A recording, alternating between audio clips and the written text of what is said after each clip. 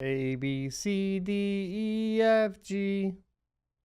What's up, sons? It's Blind Run with Son of a Tech once again, and welcome back to yet another Crypto ABCs, the show where we go over essentially cryptocurrency terminologies, starting with A. If you haven't checked that video out, be sure to go do that.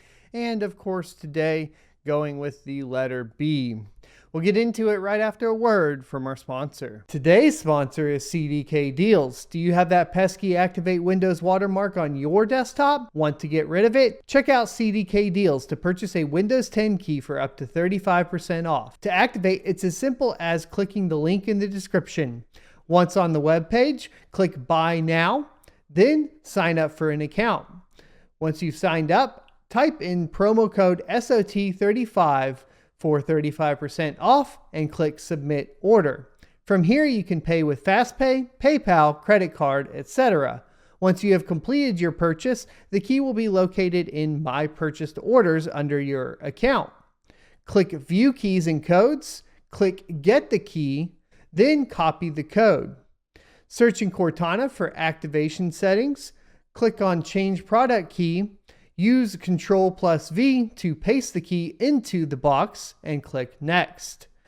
Next, you will need to click Activate, and ta-da, no more pesky watermark. Don't forget to click the link in the description and use promo code SOT35 when purchasing for 35% off.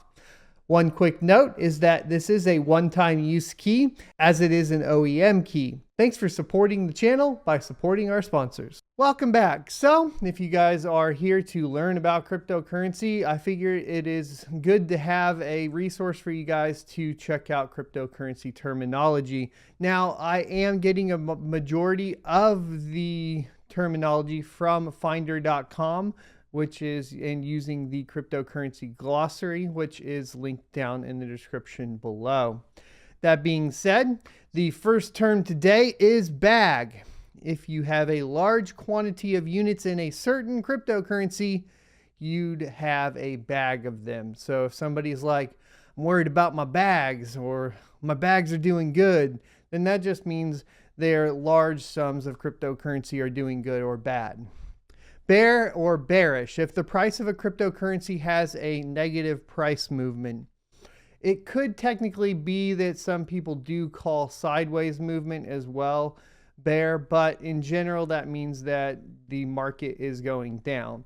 So, and it doesn't have any sort of recovery or resistance that is being active, right? So this happens usually within cryptocurrency every 4 years, where the cycle basically goes from a Bitcoin halving into a bull market, which we'll talk about here in a second because it's in the B's, and then it'll go back into a bear market, and then the next halving will happen, and then it'll go back into a bull run.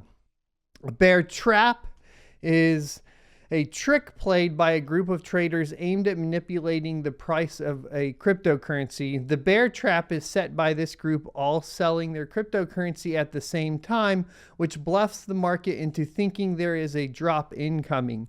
As a result, other traders sell their assets, further driving the price down. Those who set the trap then release it, buying back their assets, which are now at a lower price. The overall price then rebounds, allowing them to make a profit. Price manipulation essentially going on here. But if you hear bear trap, that's essentially what people are referring to. Bitcoin, the very first cryptocurrency, it was created in 2008 by an individual or group of individuals operating under the pseudonym Satoshi Nakamoto.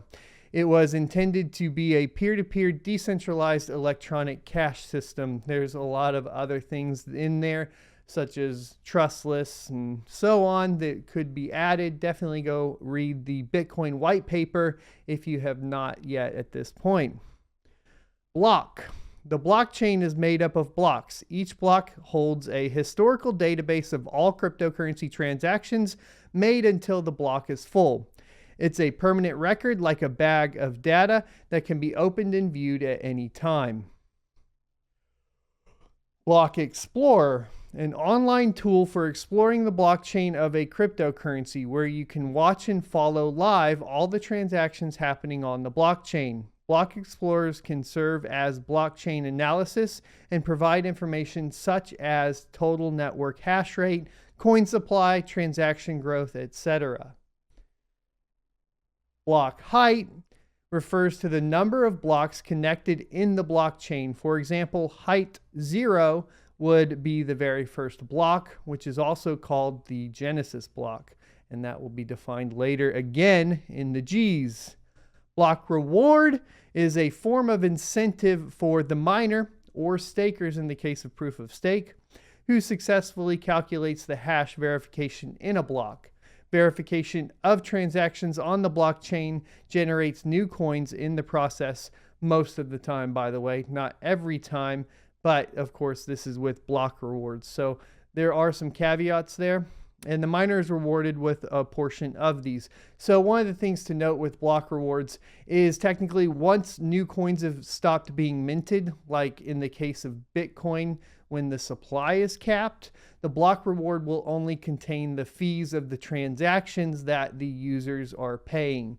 So it's not always and doesn't always have to have a minting process included within the block reward. Blockchain. The blockchain is a digital ledger of all the transactions ever made in a particular cryptocurrency.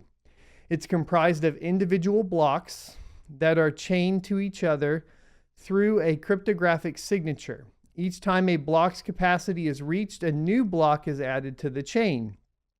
The blockchain is repeatedly copied and saved onto thousands of computers all around the world, and it must always match each copy. As there is no master copy stored in one location, it's considered decentralized. And that's essentially what people are referring to with decentralization.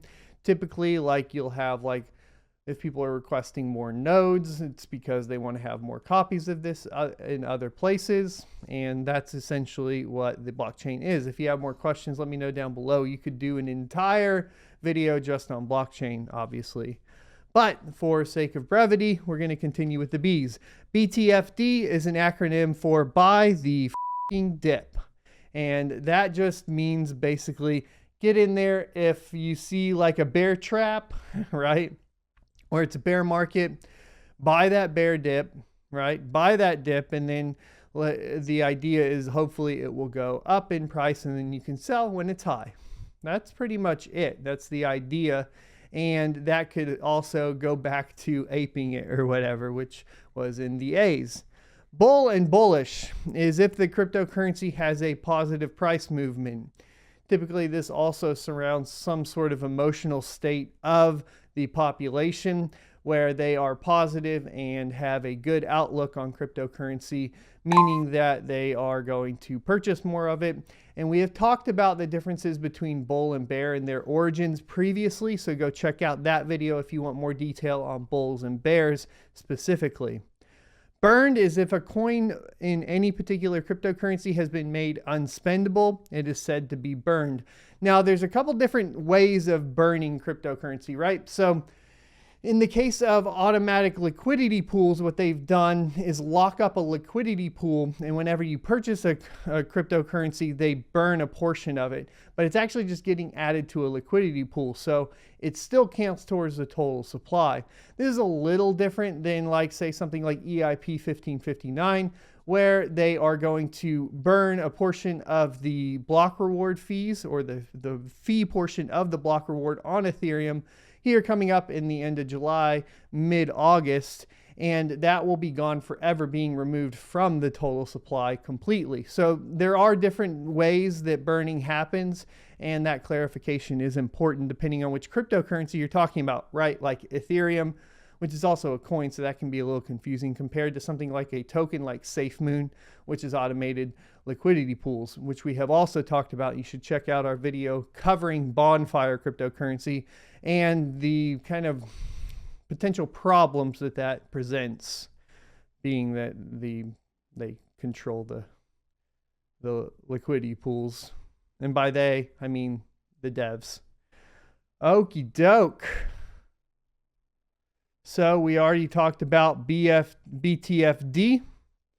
And just to define that more, if somebody spells it all the way out so you know, it's a less than savory phrase used when you're enthusiastically telling someone a currency has dipped to a low value and should be bought or purchased.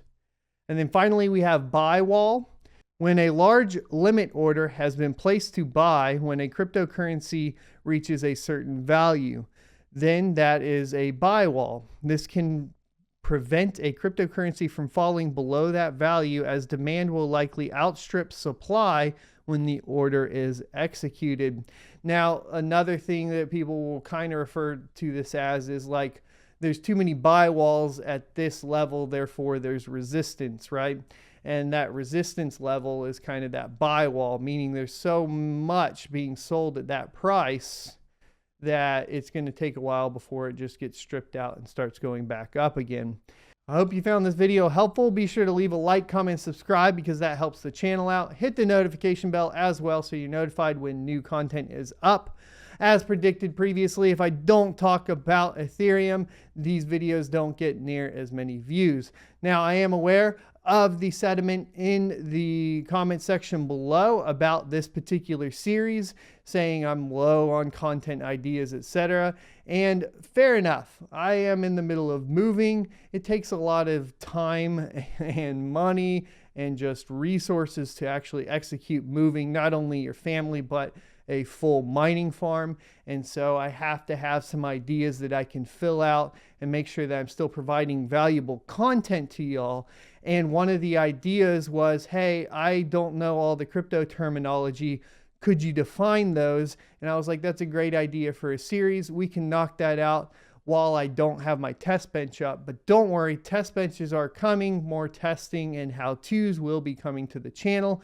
Just bear with me as I get through this particularly difficult or busy time in my life. Thanks for watching. I will see you next Tuesday.